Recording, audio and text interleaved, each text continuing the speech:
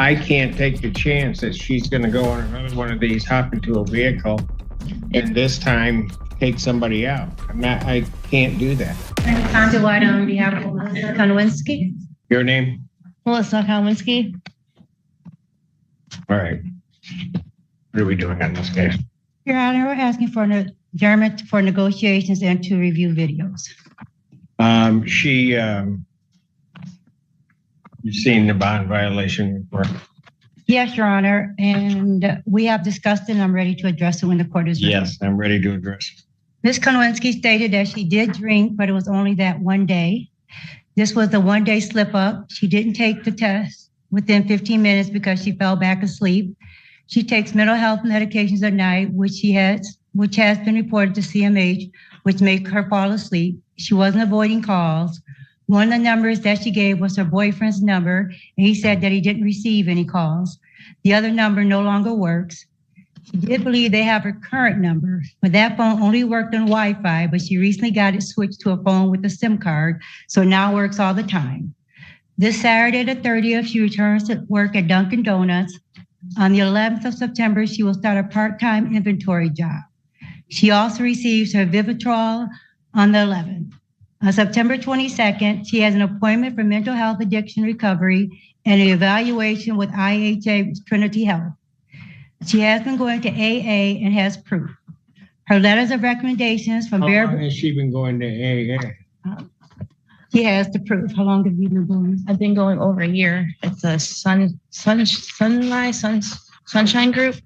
But since I've been out of rehab, this is what I have. When did you get out of rehab? I got out on the 15th. Of what? August. And she does acknowledge And that started drinking by the 19th. that was one day after. And since then, she has been testing negative. She has letters of recommendations from Bear River Health and one from her boss. She volunteered in Hanover, Michigan at Rust and Dust and has a letter from there also. She realized she slipped, and for the first time, she wants this court to know she caught herself and immediately got back on track. And normally when she slips, she goes on a bender. Ms. Kwinsky is asking for more time to test instead of twice a day so that she is more accountable to herself and to the court. We ask this court to recognize that she had no violations after that date and to give her another chance, especially since she has appointments set up for her mental health and for her addiction. She is also here today knowing that she could be remanded. She would also like to address this court. Good morning, Your Honor. I first off want to thank you for back in December of evicting me from my ex's house. I'm glad that you did. I did not want it because that was a safe spot to drink. And since being evicted, things have changed. It's come into a lot in my life. I don't have to be in that household with him. And for that, I thank you very much. During the eviction, I was scared because I was giving up my way of drinking. And to this day, if I would have still been there with that man, I would probably be dead.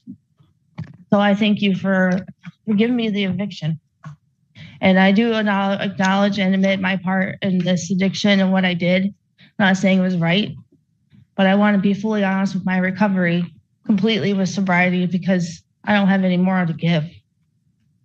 This is an important strategic moment because the defense is trying to frame this violation as a relapse followed by immediate correction, rather than proof that Melissa cannot safely remain in the community. Her attorney has built a mitigation package around negative tests after the incident: AA attendance, employment, treatment appointments, Vivitrol, and letters of recommendation. Melissa then adds something personally significant. She acknowledges the relapse instead of denying it, and connects her drinking to an environment she says was abusive. But notice the weakness in that strategy. The court is not deciding whether her explanation is emotionally understandable. Judge Simpson has to evaluate whether the conditions of bond are actually controlling the risk. She left rehab on August 15th and, according to the discussion, drank again by the 19th. That short interval makes the one-day slip argument much harder to sell as an isolated event. Her honesty may help her credibility, but credibility and public safety are separate questions. Would her immediate return to negative testing reassure you, or would the speed of this relapse after rehab concern you more? The prosecution is about to attack precisely that distinction. Response from the people. Now, this is an overview I heard with 2 priors, both in 2021. This was a hit and run crash where the defendant was then located driving a vehicle with heavy front end damage. She was so intoxicated they couldn't even do the field sobriety test. Eventually, her blood test showed she was a 0.280. I have no faith that she can be safe in the community right now. I'm extremely concerned that even with the SCRAM tether, given the levels that we see in this overlay testing, and I also know from the court, I'm sure the court's already seen it, it's towards the end of her testing window. So that leads me to have suspicion about what was it earlier in the day. I'm extremely concerned for public safety. Should she be released at all, I would ask that her bond be revoked and she be remanded. If the court is inclined to release her, I would absolutely request a SCRAM tether. I don't think Soberlin is going to be sufficient for public safety. And Your Honor, I think she would be okay with that if she did ask for more times to test so that she could be more accountable to herself and to this court. And Your Honor, I have to come back to that. I don't think more times to test is going to be an adequate solution here with somebody that's at a 0.28 crashes, runs from the scene and has 2 priors. Let me clarify. I was saying that she would be okay with the SCRAM tether.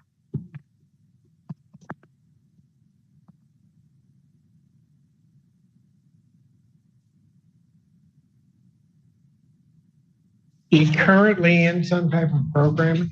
She starts her program on the 22nd. IOP intensive outpatient. IOP intensive outpatient. When? September 22nd. She starts testing. Do I have that? Is it somewhere in writing? I have it on that. She emailed it to me. I can send it to the court.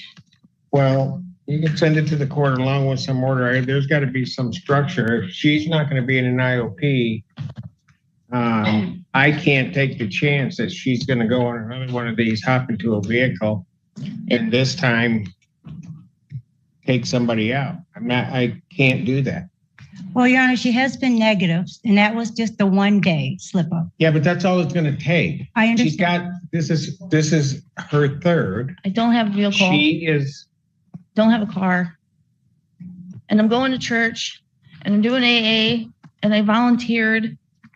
And I know what it looks like, but I wish people could see why I drink.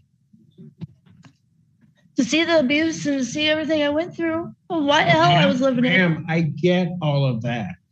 The problem is that what's going to happen outside of the alcohol, you could potentially end up killing yourself just from the alcohol. But then all it takes is one of these slip-ups and somebody else goes. Somebody who had nothing to do with any of that abuse, had nothing to do with anything.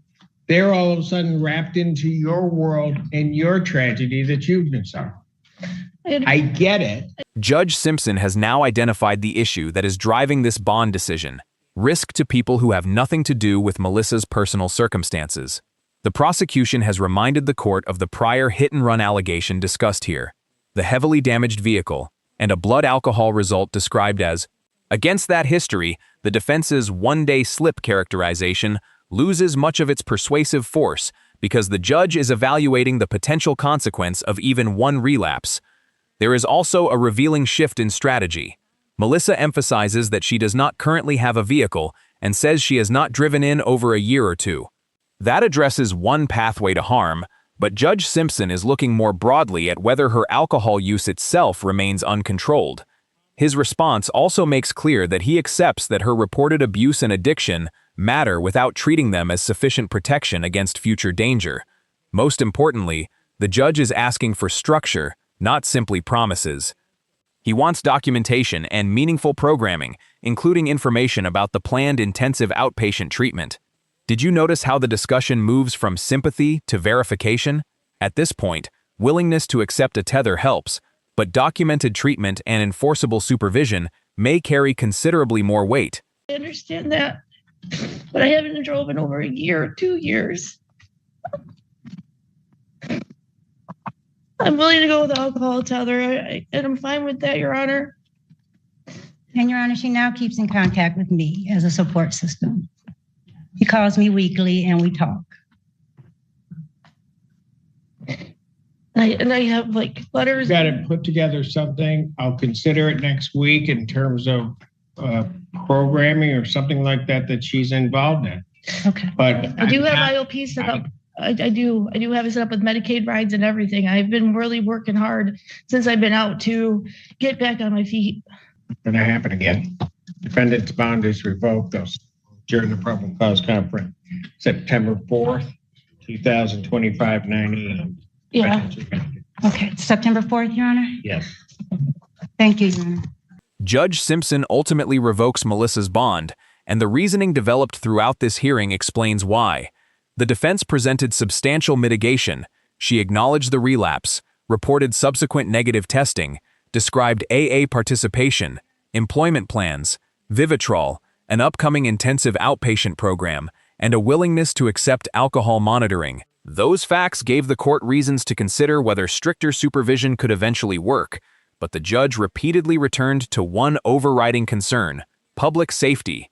The prosecution emphasized the prior incident described in court involving intoxicated driving, a crash, leaving the scene, and a reported 280 blood alcohol result. Against that background, a relapse shortly after leaving rehab could not be treated merely as a technical violation. Judge Simpson's point was that a single failure can carry catastrophic consequences when alcohol and prior dangerous driving are part of the history presented to him. There is another important lesson here. Promises of future treatment are not equivalent to treatment already providing structure. The judge specifically asked for documentation and indicated he wanted a concrete program in place. That leaves a significant distinction between saying, "I have changed," and presenting the court with verifiable safeguards, showing how that change will be maintained. Do you think revocation was necessary based on the risk described, or would continuous alcohol monitoring plus treatment have been enough? This hearing shows why bond decisions often turn less on punishment than on whether the court believes existing conditions can adequately manage the demonstrated risk. If you found this case as shocking as we did, make sure to hit that like button, share your thoughts in the comments, and don't forget to subscribe for more jaw-dropping courtroom breakdowns.